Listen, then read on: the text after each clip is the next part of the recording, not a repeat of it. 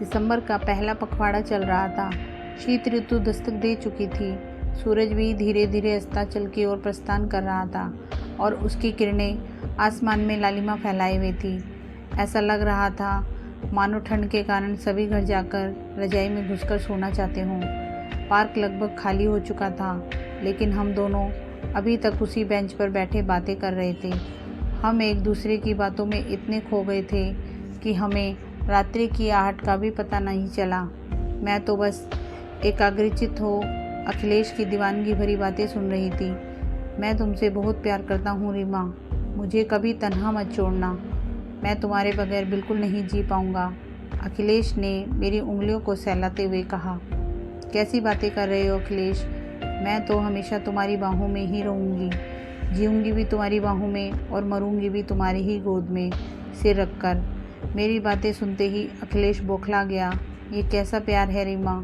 एक तरफ तो तुम मेरे साथ जीने की कस्में खाती हो और अब मेरी गोद में सिर रखकर मरना चाहती हो। तुमने एक बार भी नहीं सोचा कि मैं तुम्हारे बिना जीकर क्या करूँगा? बोलो रीमा, बोलो, बोलो ना। अखिलेश बच्चों की तरह बिलखने लगा। और क्या तुम उस दूसरी दुनिया में मेरे बगैर रह पाओगी?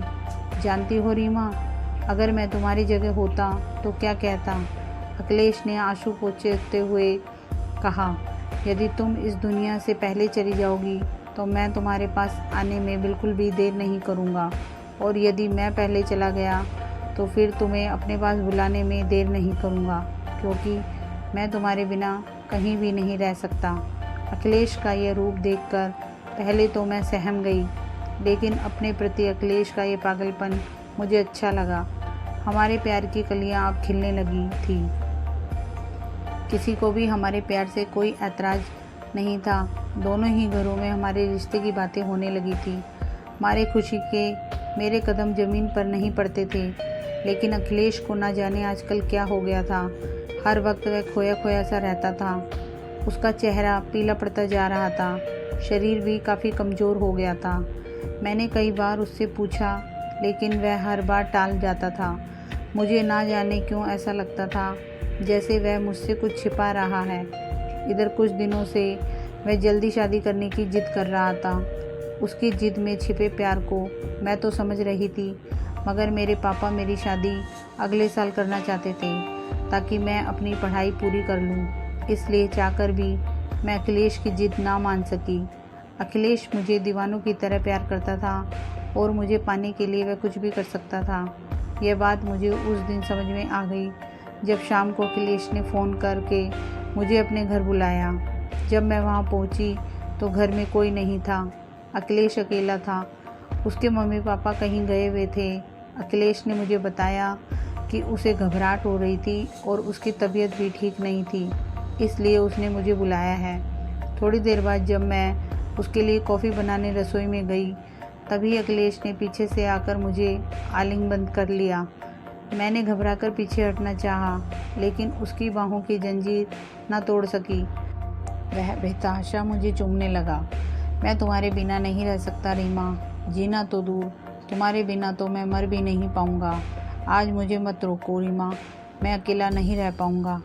मेरे मुंह से तो आवाज़ तक नहीं निकल सकी और एक बेजान लता की तरह मैं उसे लिपटती चली गई।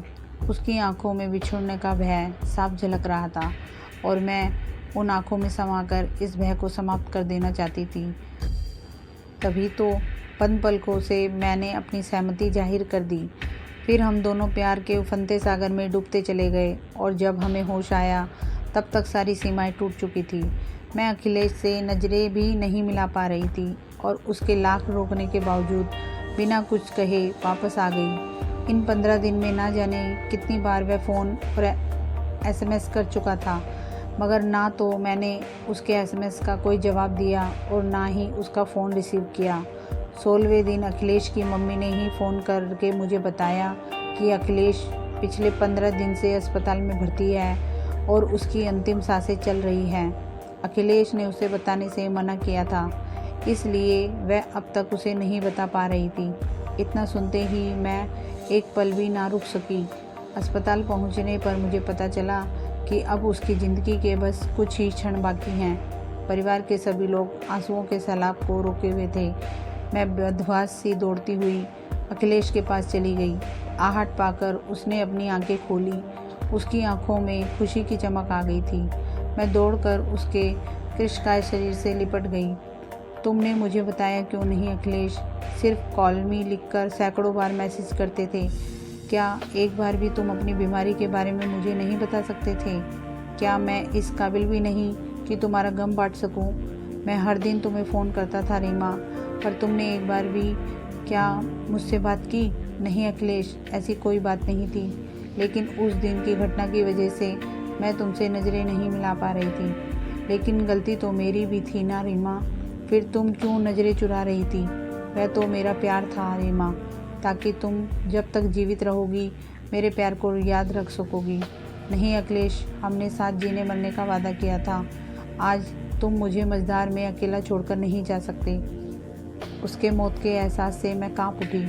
अभी नहीं रीमा, अभी तो मैं अकेला ही जा रहा हूँ, मगर तुम मेरे पास ज़रूर आओगी रीमा, तुम्हें आना ही पड़ेगा।